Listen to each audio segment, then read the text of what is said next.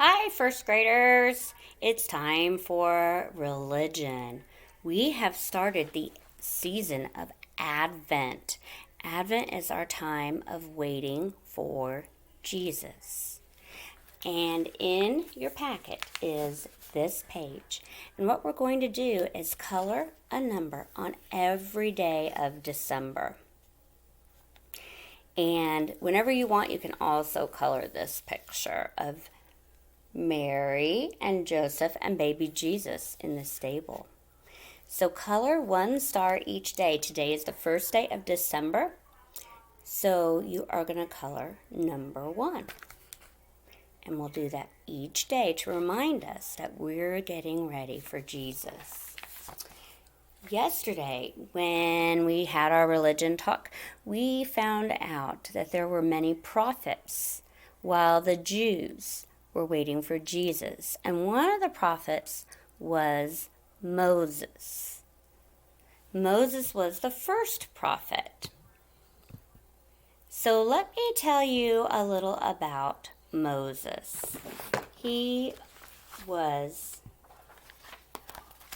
one picture of him, and we're going to find out what this picture means as we hear about him. And God gave the 10 Commandments to Moses. So God's people were called Israelites or Hebrews. And there were many, many Israelites. And they had children, and their children had children. And soon there were too many Israelites to count. Many of them lived in Egypt. And there were also a lot of people in Egypt called Egyptians. But they didn't see each other as the same. The Israelites and the Egyptians were treated very differently. There was a new king in Egypt called the Pharaoh. A pharaoh is just a king. Say Pharaoh. He did not like it that there were so many Israelites, and he was afraid they would take over the land of Egypt. So he decided to make the Israelites into slaves, which means they made them work very hard with no pay. They had to do anything the Egyptians told them to do. He made them work from early in the morning till late at night, doing very hard work. Even if they were tired or sick, the Egyptians wouldn't give them a break. They would just make them work harder. It was very bad. Pharaoh did all this, and he still wasn't happy. The Israelites were growing in number, so he decided to make a law.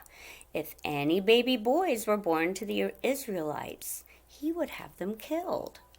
At this time, there was an Israelite couple who was going to have a baby.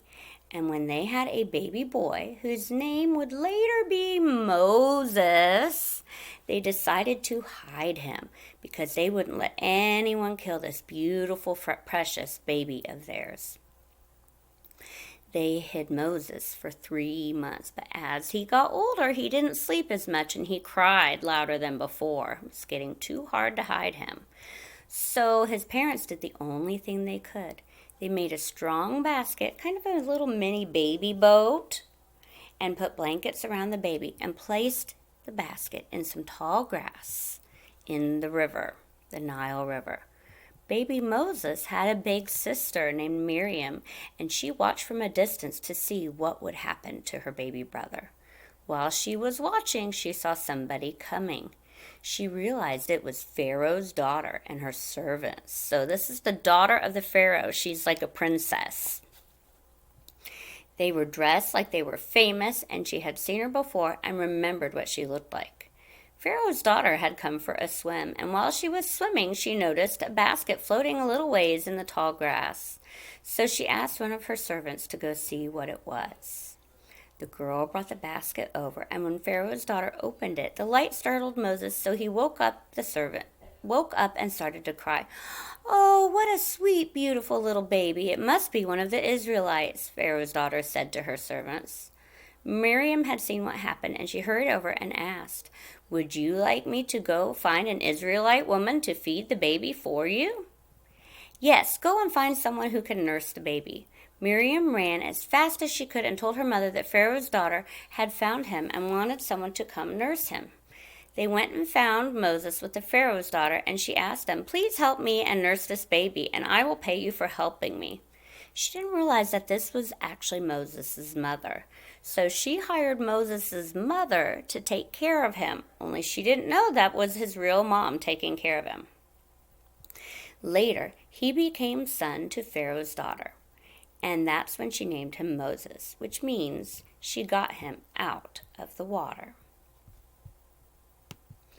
More about Moses. He had a long story in the Bible. There's a lot of the Bible about him.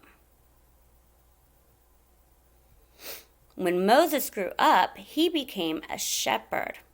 And one day he was out watching the sheep. Kind of reminds me of our story, Jack and the Wolf. And he was just talking to the sheep, and because there's no one else to talk to. And he noticed a bush was on fire. And Moses sat and watched that burning bush and noticed that something wasn't right. The bush was completely on fire, but it wasn't burning up. And there was no smoke, just fire. Weird, right? Moses decided to get closer and take a better look. As he approached the bush, a voice came from inside of it. "Moses, Moses." Moses thought that this might be God. After all, who else could speak from a bush that was on fire, but it wasn't burning? Moses replied, "I am here." And God told him, "Don't come any closer. Take off your sandals, because you are in the presence of God. I am the God of your father, the God of Isaac, and the God of Jacob." These were men Moses had heard about. He knew that God had done many great things for these men, and he believed in their God. Then God said to Moses, "I have seen the pain all my people have gone through in Egypt. I have heard their prayers and want to save them from slavery. I want to take them to another place where there is lots of good land and plenty of milk and honey. So Moses, I am sending you to free the Israelites from Pharaoh." And Moses was like, I think you're talking to the wrong person. I'm just a regular guy. Pharaoh won't listen to me." And God said, "I will be with you and I will help you. Be patient because Pharaoh won't listen, but I will make it happen." "What if the Israelites don't believe me?" Then the Lord said to him, "Throw your staff on the ground." His staff was like the shepherd hook he was holding. It was like a walking stick he walked around with. And finally, God said to Moses, "I will send your brother Aaron. In fact, he was already on his way to see you. I will help both of you and give you the words to say." And then the bush stopped burning, and God was gone.